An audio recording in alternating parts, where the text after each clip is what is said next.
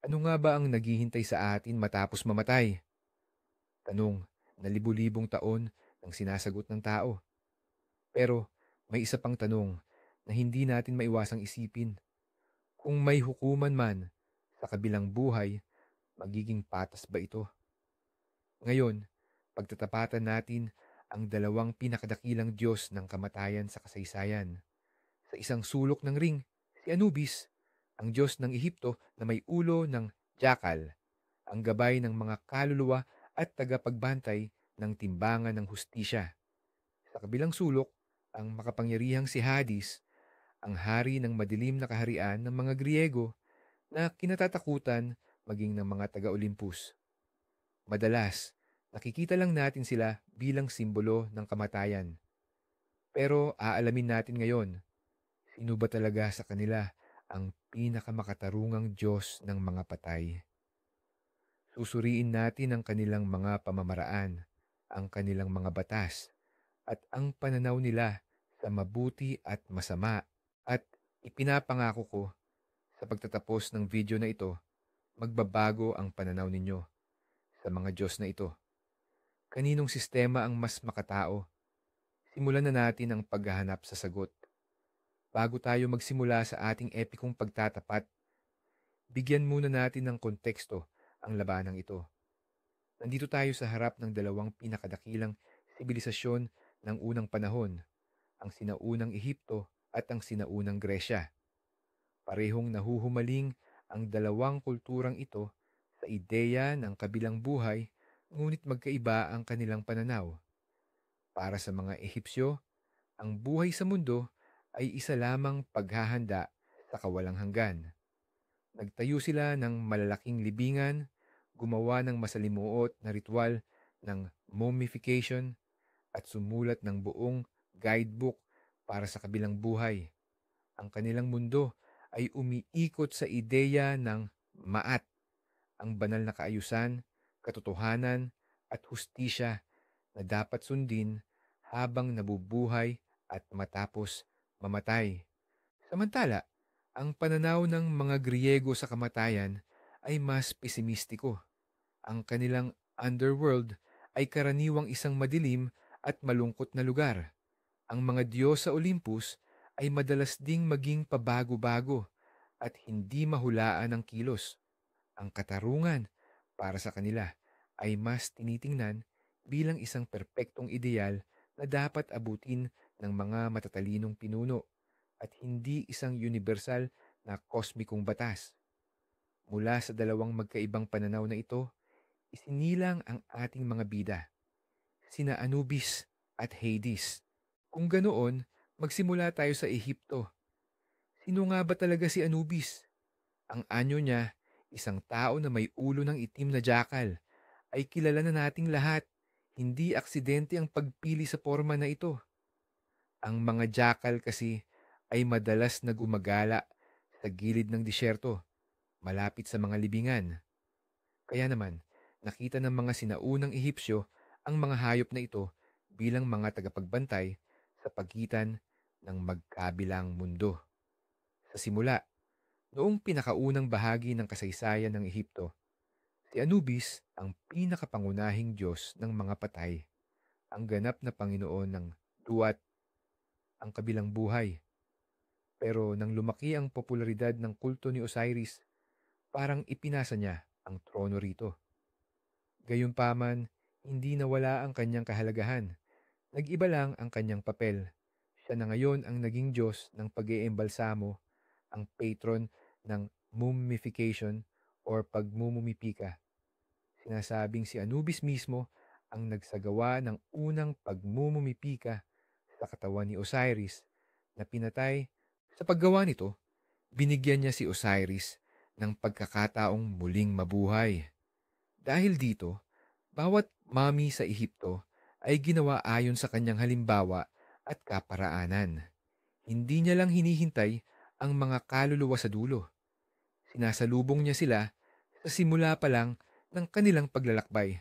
Pagkatapos mamatay, sinisiguro na mapreserba ang kanilang pisikal na anyo para sa buhay na walang hanggan.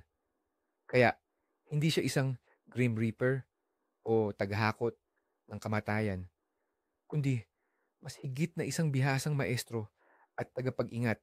Pero ang pag-aalaga sa katawan ay simula pa lang. Ang pangunahing tungkulin ni Anubis ay ang pagiging psychopomp o ang tagapaghatid ng kaluluwa. Isipin ninyo ito, pagkatapos mamatay, ang kaluluwa ng Ehipsyo ay napupunta sa duat, isang mapanganib at masalimuot na mundong ilalim, punong-puno ng mga halimaw, lawa ng apoy, at mga nakakandadong pinto na binabantayan ng mga demonyo. Imposibleng lampasan ito ng mag-isa. At dito napapasok si Anubis para tumulong. Hahawakan niya sa kamay ang namatay at igagabay sa lahat ng pagsubok. Alam niya ang lahat ng lihim na daanan, ang mga pangalan ng mga tagapagbantay, at ang tamang orasyon para mapakalma sila. Hindi lang siya hukom, siya rin ay abogado, tagapagtanggol, at personal na giya para sa bawat kaluluwa, anuman ang katayuan nito sa buhay, maging siya man ay faraon o simpleng magsasaka. Dito lumalabas ang una niyang katangian ng katarungan, pagkakapantay-pantay sa harap ng mga panganib sa kabilang buhay. Hindi niya pinabayaan ang kaluluwa. Sinisigurado niya ang ligtas na pagtawid nito patungo sa pinakamahalagang lugar, ang Hall of Two Truths, kung saan nakasalalay ang walang hanggang kapalaran nito. Ang imaheng ito ng isang mapagkalingang gabay ay talagang naiiba sa nakasanayan nating pagtingin sa kanya bilang isang malamig na Diyos ng kamatayan. At sa wakas, narating na ng kaluluwang inaakay ni Anubis ang pinakatuktok ng kanyang paglalakbay, ang Hall of Two Truths o ang bulwagan ng dalawang katotohanan na tinatawag ding bulwagan ng paghuhukom ni Osiris. Ang lugar na ito ay nakakabighani dahil sa kanyang kadakilaan. Sa sentro ng bulwagan, nakaluklok si Osiris sa kanyang trono, na ngayon ay nagsisilbing kataas-taasang hukom. Nakapalibot sa kanya ang 42 banal na tagahatol, na ang bawat isa ay kumakatawan sa isa sa mga mortal na kasalanan ayon sa paniniwala ng mga Ehipsyo. Hindi magulo o alanganin ang kapaligiran. Sa halip, ito ay mahigpit na sinusunod ang tuntunin, parang isang formal na paglilitis. Walang ingay o pagkataranta, kundi puro maringal na katahimikan. Sa gitna ng bulwagan nakatayo ang dambana ng timbangan, the Great Scales. Dito mismo iginagabay ni Anubis ang kaluluwa ng namatay. Ang kanyang tungkulin dito ay maging pangunahing tagapamahala ng buong proseso.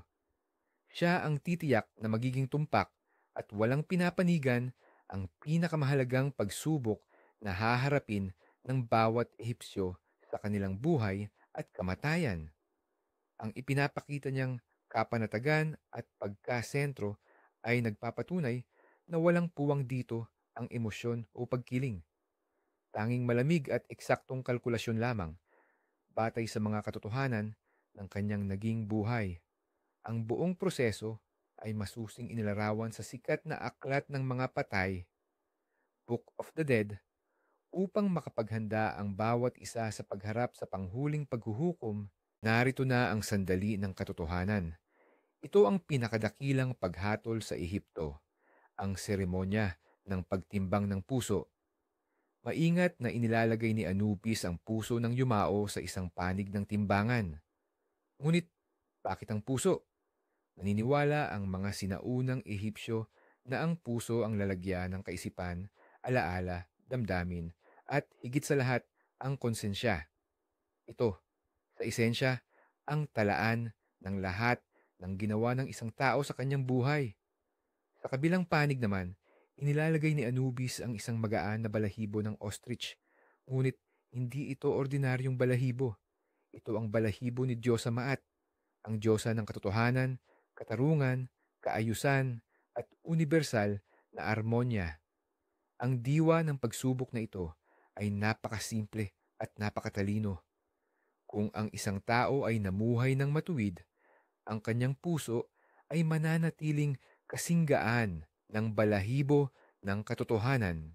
Ngunit Kung siya ay nagkasala, nagsinungaling, at gumawa ng masama, ang puso niya ay mabibigatan sa mga ginawa niyang ito at hihigit sa timbang ng balahibo. Ito ay isang nakamamanghang konkretong metapora para sa hustisya. Dito, ang katarungan ay hindi idinadaan sa salita o pagmamakaawa. Mayroon itong pisikal na bigat at tinitiyak ni Anubis bilang tagapagbantay ng timbangan na walang sino man ang makakaapekto sa proseso. Wala ang yaman, wala ang katayuan, at wala ang pagmamakaawa. Tanging ang bigat lamang ng buhay na isinabuhay ang mahalaga. Subalit bago tuluyang timbangin ang puso, binibigyan ang yumaong kaluluwa ng pagkakataong magpahayag ng kanyang sariling kawalang sala. Ang yugtong ito ng paglilitis ay tinawag na pag-amin ng pagtanggi o ang 42 negatibong pagpapatotoo. Kinakailangang harapin ng kaluluwa ang bawat isa sa 42 hukom ng mga Diyos at ipahayag na hindi niya ginawa ang partikular na kasalanan na sinasagot ng bawat Diyos. Ang listahan ay napakalawak at lubos na nagpapakita ng moralidad ng mga Ehipsyo.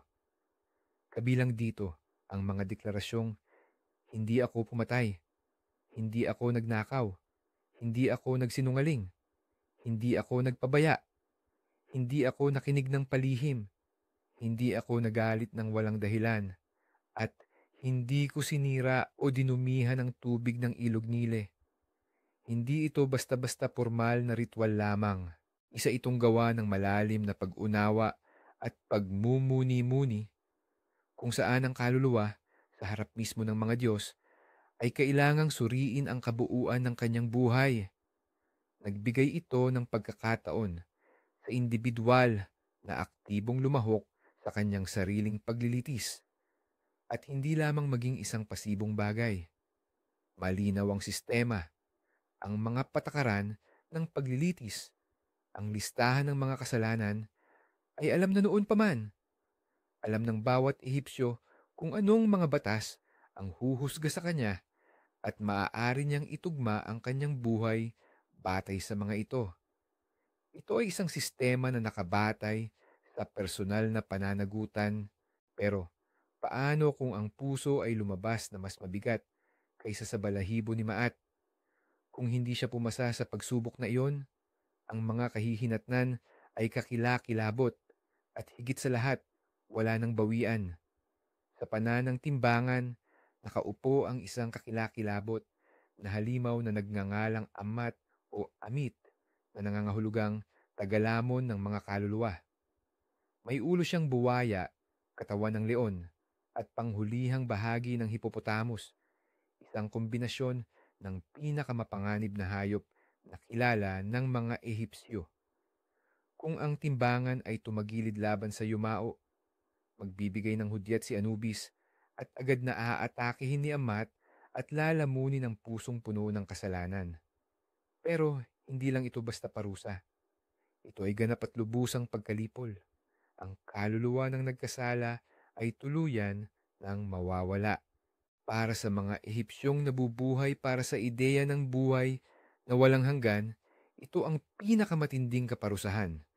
Hindi walang hanggang paghihirap, kundi ang ganap na pagkalimot, ang mabura ng tuluyan sa mundo. Walang pagkakataong magbago, walang apela. Ang hatol ay pinal. Dito makikita ang kalubhaan, ngunit gayon din ang uri ng hustisya sa sistema ni Anubis. Ang kasamaan ay hindi nararapat mabuhay kahit sa kawalang hanggan, pero maganda ring pag-usapan ang magandang bahagi. Kapag nakapasa ang puso sa pagsubok at tumimbang ito kasabay ng balahibo ni Maat, idineklara ang kaluluwa na may karapatang magsalita o napawalang sala. Si Tot, ang Diyos ng karunungan na nakatayo sa tabi, ay isinusulat ang hatol sa kanyang tableta at buong galang namang iginagabay ni Anubis ang kaluluwang napawalang sala papunta sa trono ni Osiris. Pagkatapos, ibinibigay ni Osiris ang kanyang huling basbas at bumubukas na ang mga tarangkahan ng paraiso para sa kaluluwa. Ang paraiso ng Ehipto ay tinawag na Fields of Iaru or Fields of Reeds, mga bukid ng tambo. Ito ay isang perpektong bersyon ng Ehipto. Laging sagana sa ani, hindi umaapaw ang nile, walang sakit, walang pagdurusa, at walang mabigat na trabaho.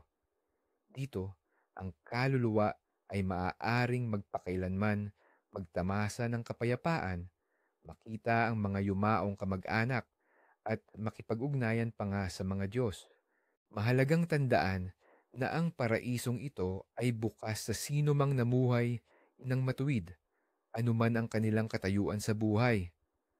Ang Faraon at ang pinakahuling alipin, kung parehong napawalang sala sa paglilitis, ay magkakaroon ng parehong magagandang kondisyon.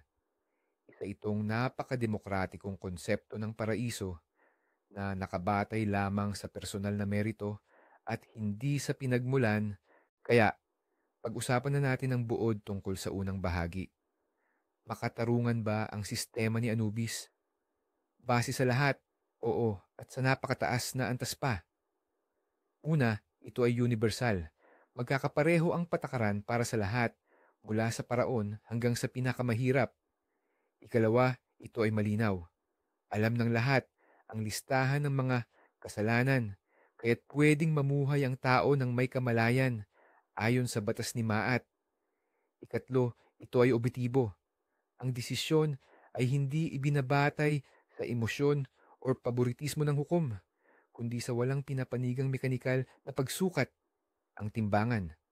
Ang puso ay pwedeng maging mas magaan o mas mabigat. Wala nang iba pa. Ikaapat, si Anubis mismo ay hindi gumanap bilang isang tagaparusa.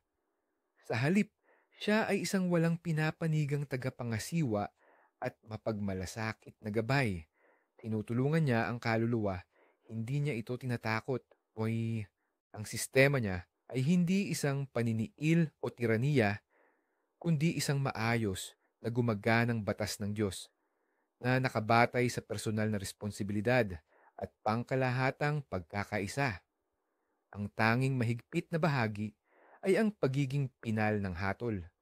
Ngunit makatwiran din ito sa konteksto ng kanilang pananaw sa mundo.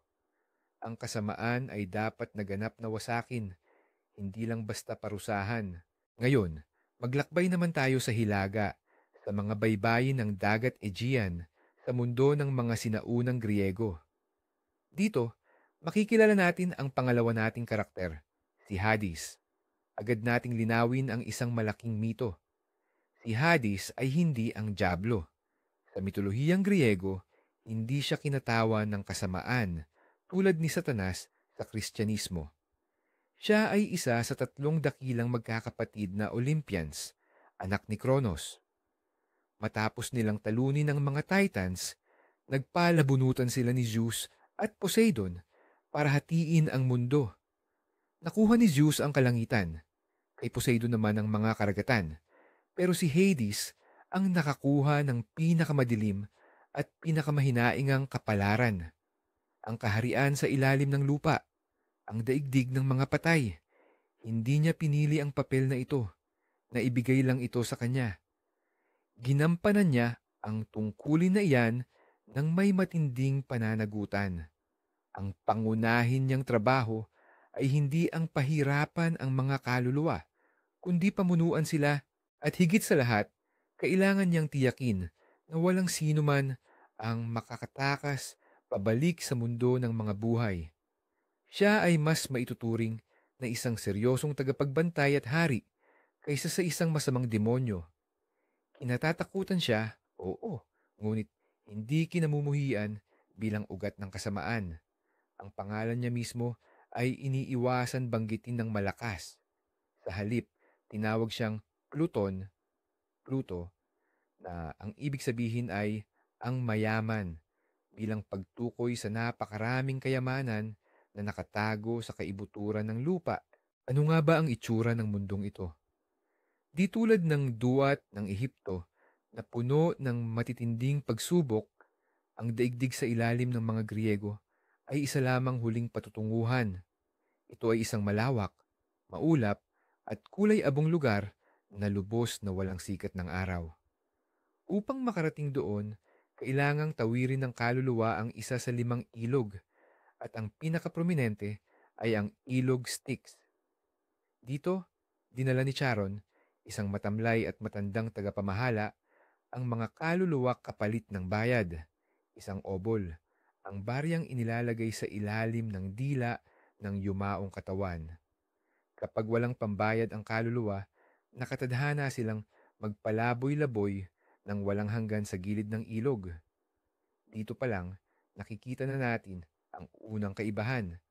Nagkaroon ng aspeto ng material na pangangailangan kahit na ito'y simboliko.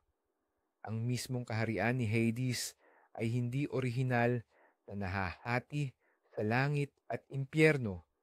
Batay sa ating modernong pananaw, para sa karamihan, ito ay isang walang kagalakang, kalahating may kamalayang pag-iral, kung saan sila ay walang direksyong gumagala, parang mga anino na wala ng alaala o sigla. Hindi ito gantimpala o parusa, kundi isa lamang walang katapusang abuhin na paglimot. Ito ay nagpapahiwatig ng mas pesimistikong pagtingin ng mga Griego sa buhay pagkatapos ng kamatayan. Dito na tayo papasok sa pinakamahalagang pagkakaiba ni na Hades at Anubis. Sa karamihan ng mga mito, si Hades ay hindi hukom. Siya ay hari, pinuno at tagapamahala. Nakaluklok siya sa kaniyang tronong gawa sa itim na kahoy, katabi ang asawa niyang si Persephone at pinamamahalaan ang kaniyang kaharian. Ang trabaho niya ay panatilihin ang kaayusan, tanggapin ang mga bagong nasasakupan at tiyaking walang makakalabas sa mga matagal nang naroon. Mahigpit itong binabantayan ng kaniyang asong may 3 ulo, si Cerberus, na nagbabantay sa tarangkahan. Ngunit ang direktang paghatol sa mga kaluluwa ay sa iba ipinasa. Ito ang napakahalagang punto. Ibinigay ni Hades sa iba ang kapangyarihan ng paghuhukom. Hindi siya nagtimbang ng puso o nakinig sa mga pag-aamin. Siya ang pinakamataas na autoridad, pero hindi siya ang taga-usig at ang hukom ng sabay. Dahil dito, mas hiwalay o mas malayo siya sa mismong proseso ng pagpapatupad ng hustisya. Siya ang garantiya ng sistema, ngunit hindi siya ang nagpapatupad nito. Sa isang banda, maaari itong tingnan bilang paghihiwalay ng kapangyarihan, isang tanda ng isang umuunlad na legal na sistema. Sa kabilang banda naman, inaalis nito sa kanya ang direktang responsibilidad para sa kapalaran ng bawat kaluluwa. Kung gayon, sino nga ba ang naghahatol sa kaharian ni Hades? 3 demigod ang gumawa ng marangal at mabigat na gawaing ito, sina Minos, Radamanthus at Aeacus. Silang 3 ay pawang mga hari noong sila'y nabubuhay pa, na nakilala dahil sa kanilang karunungan, katapatan at walang kinikilingang pamamahala. Si Minos ang maalamat na hari ng Crete. Si Radamanthus naman ang kanyang kapatid na kinilala dahil sa kanyang mga batas. At si Aeacus, ang hari ng isla ng Aegina, ay napakabanal, kaya't pinakikinggan ng mga Diyos ang kanyang mga panalangin. Nang sila'y mumanaw, itinalaga sila ni Zeus bilang mga hukom sa underworld dahil lubos siyang nagtiwala sa kanilang malinis na pamamalakad at integridad.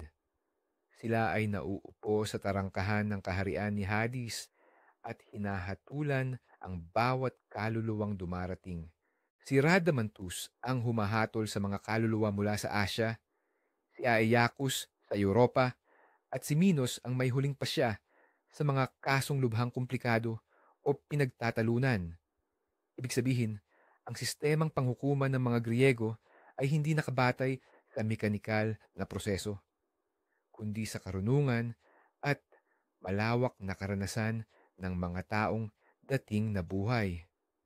Maituturing itong isang sistema ng hurado kung inyong nanaisin na binubuo ng mga pinakaiginagalang na miyembro ng kanilang lipunan.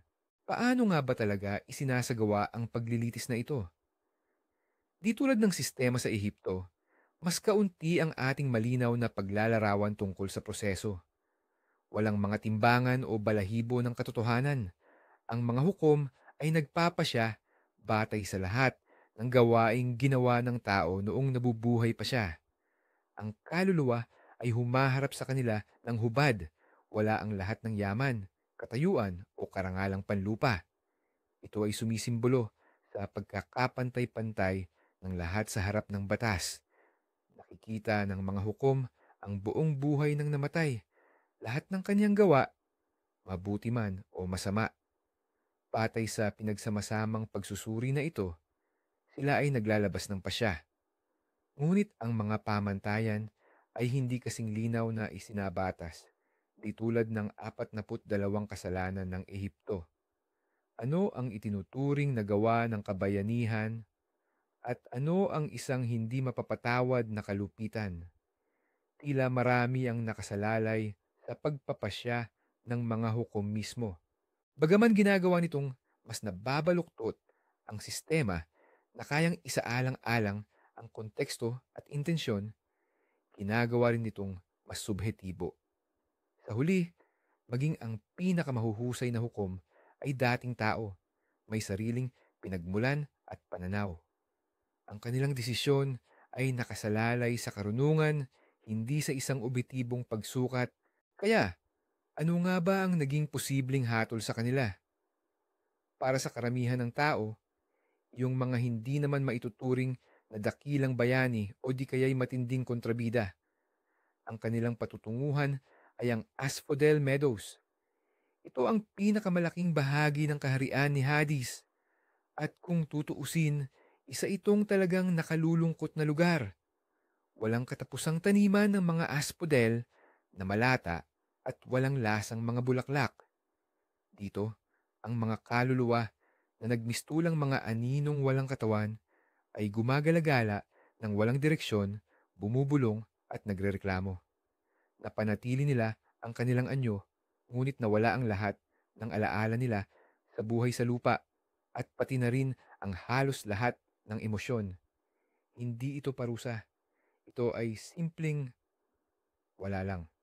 Isang walang hanggang, kulay abo, at nakababagot na pag-iral. Ayon sa deskripsyon ni Homer, nang bumaba si Odysseus sa kaharian ng mga patay, nakita niya ang anino ni Achilles. Sinabi ni Achilles kay Odysseus na mas gusto pa niyang maging pinakahuling alipin o manggagawa sa lupa kaysa maging hari sa gitna ng mga patay. Ang ganitong kapalaran para sa karamihan ay nagpapakita ng takot ng mga Griego, hindi sa parusa, kundi sa pagkalimot at pagkawala ng sariling pagkakakilanlan. Isa itong resulta na neutral, ngunit matindi ang kalungkutan, ngunit para sa mga nagkasala ng matitindi noong sila'y nabubuhay pa, lalo na ang mga sumalungat sa mga Diyos, iba ang kanilang parusa. Sila ay ipinapadala sa Tartarus. Ang Tartarus ang pinakamalalim at pinakamadilim na kailaliman ng underworld. Kasing lalim ito sa ilalim ng lupa. Kung gaano kalayo naman ang lupa sa langit, ito ay nagsilbing bilangguan para sa mga kalaban ng mga Diyos tulad ng mga Titan, at kasabay nito ay lugar ng walang katapusang hirap para sa mga makasalanang mortal. At dito talaga lumabas ang tindi ng imahinasyon ng mga Griego. Ang mga parusa sa Tartarus ay hindi lang malulupit. Ang mga ito ay matatalino, personalisado, at walang katapusan. Si Haring Tantalus, na nagbigay ng insulto sa mga Diyos, ay sinumpaang manatiling nakatayo sa tubig na biglang umaalis sa tuwing susubukan niyang uminom. At habang nasa ilalim siya ng mga puno, aakyat naman ang mga sangang may prutas kapag inabot niya. Si Sisyphus naman, na niloko ang mga Diyos, ay habambuhay na kailangang magtulak ng isang dambuhalang bato paakyat sa tuktok ng bundok. Ngunit sa tuwing malapit na ito sa itaas, bigla itong gugulong pababa. Hindi ito simpleng pagganti. kundi isang walang hanggan at malinaw na pagdurusa, perpektong refleksyon ng bigat ng kanilang kasalanan. Para sa mga Griego, hindi winawasak ang kasamaan, kundi hinahatulan ito ng walang katapusang parusa. Mayroon ba talagang paraiso sa kaharian ni Hades? Mayroon, at ang tawag dito ay Elysium o tinatawag ding Elysian Fields. Napakaganda nitong lugar. Laging sumisikat ang araw, may mahinang simoy ng hangin, at doon naglalaan ng oras ang mga bayani at taong matuwid sa pagsasalo-salo, pag-uusap, at palarong pampalakasan. Para itong kumpletong katumbas ng Fields of Iyalu ng mga Ehipsyo. Pero mayroon itong isang malaking pero. Ang makapasok sa Elysium ay napakahirap. Sa simula, ito ay laan lamang para sa mga bayani, mga demigod, at sa mga direktang may ugnayan sa mga Diyos. Ibig sabihin, ito ay isang eksklusibong club at halos sarado ang pinto nito para sa mga ordinaryong tao, kahit gaano pa sila katuwid na buhay. Nang maglaon sa mas bagong bersyon ng mga mito, pinayagan na ring makapasok sa Elysium ang mga taong lubhang matuwid, mga pilosopo, at mga manunulat ng tula. Pero kahit pa ganoon, nanatili itong lugar para lamang sa mga piling-pili. Hindi tulad ng sistema ng mga Ehipsyo, kung saan ang sino mang matapat na magsasaka ay pwedeng magkaroon ng lugar sa paraiso. Ginawa ng mga Griego na isang pribilehiyo ang paraiso. Ipinapakita nito ang aristokratikong kalikasan ng lipunang Griego, kung saan mas mahalaga ang pinagmulan o lahi kaysa sa personal na katangian o nagawa. Ngayon, direkta na nating ikumpara ang dalawang sistema ng hustisya. Ang una at pinakamahalagang punto, objetibidad kontra subjetibidad. Ang sistema ni Anubis ay nakabase sa isang objetibo, halos siyentipikong prinsipyo. Hindi nagsisinungaling ang timbangan. Ang balahibo ni Maat ay mayroon ng tiyak at pare-parehong bigat. Balansehin man ito ng puso o hindi. Ang pamamaraan ay standardized at hindi nakasalalay sa opinyon ng sinumang hukom. Si Anubis ay isa lamang walang kinikilingang tagapagpatupad. Samantala, ang sistema ng mga Griego ay lubusang nakasalalay sa hatol ng tatlong hukom. Oo, sila ang itinuturing na pinakamahuhusay at pinakamarunong. Pero tao pa rin sila na naglalabas ng hatol batay lamang sa sarili nilang pag-unawa sa katarungan. Nagbubukas ito ng posibilidad, kahit pa theoretical, para sa pagkakamali, pagkiling, bias, o simpleng magkakaibang interpretasyon ng parehong mga gawa. Ang sistema ng Ehipto ay sistema ng batas at pagtimbang. Ang sa Griego naman ay sistema ng karunungan at paghuhusga. At sa pananaw ng pagtiyak ng kawalang kinikilingan, ang instrumento ng pagsukat ay laging mas maaasahan kaysa sa pinakamarunong na hukom. Ang pangalawang punto ng paghahambing ay tungkol sa kalikasan ng parusa. Ano ba ang mas makatao? Ang tuluyang pagkalipol o ang walang katapusang pagdurusa? Para sa mga Ehipsyo, hindi karapat-dapat na umiral ang kasamaan. Kapag namuhay ka ng labag sa mga batas ng Maat, buburahin ka lang sa eksistensya. Nakakatakot ito, oo, pero iyon na ang katapusan. Sa kabilang banda, ang pananaw ng mga Griego ay mas brutal. Ang Tartarus ay isang lugar ng walang katapusan at may malay na paghihirap. Ang kaluluwa ay hindi lang basta pinarurusahan. Ito ay sumasailalim sa walang humpay na torture na kadalasan ay may halong pagkasadistiko at mapanlikha.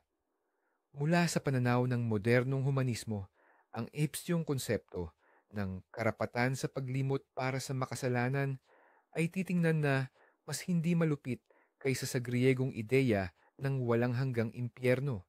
Ang sistema ng Ehipto ay nagpaparusa sa pamamagitan ng pagpuksa, samantalang ang sa mga Griego naman ay sa pamamagitan ng walang katapusang sakit. Dito, Tila mas malinaw ang pagpili sa mas makatarungang sistema. Nais ng mga Griego na magdusa ang kasamaan ng habang buhay, pero ang gusto ng mga Ehipsyo ay simple lang, ang tuluyan itong maglaho. Ang pangatlo, at hindi rin dapat balewalain, ay ang usapin ng accessibility o kung gaano kaabot kamay ang paraiso. Gaya ng nasabi na natin, bukas ang Egyptian Fields of Iyaru para sa sinuman, anuman ang kanilang katayuan sa lipunan, basta't namuhay sila ng matuwid. Ito ay tunay na meritokrasya ng kaluluwa. Ang hustisya dito ay nakabatay sa pantay na pagkakataon. May totoong tsansa ang bawat isa sa walang hanggang kaligayahan at nakasalalay lang ito sa sarili nilang mga gawa. Sa kabilang banda, ang Greek Elysium, lalo na sa mga unang bersyon nito, ay isang paraiso ng mga aristokrata. Ito ay para lamang sa mga piling tao, mga bayani at mga kamag-anak ng mga Diyos. Ang karaniwang tao, kahit pa ang pinakamahusay at pinakamabait, ay maasahan lang ang malungkot na Asphodel Meadows. Ito ay isang fundamental na kawalan ng pagkakapantay-pantay sa pagkakataon. Ang sistema kung saan ang gantimpala ay para lang sa mga pinili batay lamang sa kanilang angkan o kapanganakan ay hindi maituturing na ganap na makatarungan. Sa aspetong ito, mas demokratiko ang sistema ng Ehipto at nagbigay ito ng pag-asa para sa lahat. Kaya, oras na para ibigay ang ating hatol sa matinding labanang ito para sa katarungan. Hindi naman masama si Hades. Siya ay isang mahigpit, ngunit tapat na pinuno na nagtatag ng isang sistema ng hustisya sa kanyang kaharian, batay sa karunungan at paghihiwalay ng kapangyarihan. Hindi masusuhulan ang kanyang mga hukom at ang mga parusa, kahit na malupit, ay talagang nararapat. Subalit, ang kanyang sistema ay subhetibo, elitista, at napakabangis sa pinakamataas na antas ng pagpaparusa. Si Anubis naman ay bahagi ng ibang sistema, isang sistema na nakabatay sa objetibidad, kaliwanagan at pagkakapantay-pantay ng lahat. Ang kanyang timbangan ay nagbigay ng pantay na pagkakataon sa bawat isa. Bukas ang kanyang paraiso para sa lahat ng matuwid at ang kanyang pinakamataas na parusa, bagaman lubusan, ay nagtanggal sa kasamaan sa universo. Sa halip na ipahamak ito sa walang hanggang pagdurusa. Hindi lang siya isang hukom, kundi isa ring katulong at gabay para sa bawat kaluluwa. Kaya, kung ang hinahanap natin ay hindi lang kaayusan, kundi katarungan sa pinakadalisay na anyo nito, ang nagwagi sa tunggalian na ito ay si Anubis. Ang kanyang sistema ay mas konsistent, mas makatao, at sa huli, mas makatarungan para sa pangkaraniwang tao.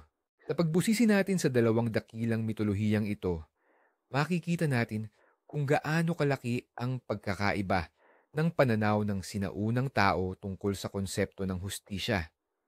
Sa isang banda, ang Griyegong modelo ay may matatalinong hukom, ngunit ang kanilang desisyon ay subjektibo at ang paraiso ay para lamang sa mga piling tao.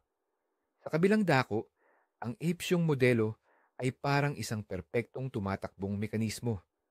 Dito, ang mga objetibong timbangan at malinaw na batas ang nagpapasya sa kapalaran ng lahat na nagbibigay sa bawat isa ng pantay na pagkakataon. Si Anubis ay hindi lang simpleng Diyos ng mga patay. Siya ang arkitekto ng isang napakatalino at patas na legal na sistema. Samantala, si Hades naman ay isang makapangyarihang hari na pinahahalagahan ang kaayusan, ngunit ang kanyang kaharian ay sumasalamin sa kawalan ng pagkakapantay-pantay sa lupa. Sana ay naging kasing interesante rin sa inyo ang paglalakbay na ito. Gaya ng sa akin, maraming salamat sa panonood. Kung nagustuhan ninyo ang video na ito, paki-iwan ng like at mag-subscribe sa aming channel para hindi ninyo mapalampas ang susunod nating pagtalakay sa mga mito. Ngayon, Heto ang tanong ko sa inyo. Sa palagay ninyo, kaninong sistema ng hustisya ang mas makatarungan?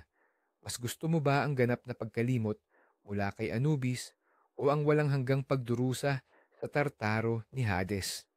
Ibahagi nyo ang inyong sagot sa comment section sa baba. Gusto ko ring malaman ang inyong pananaw.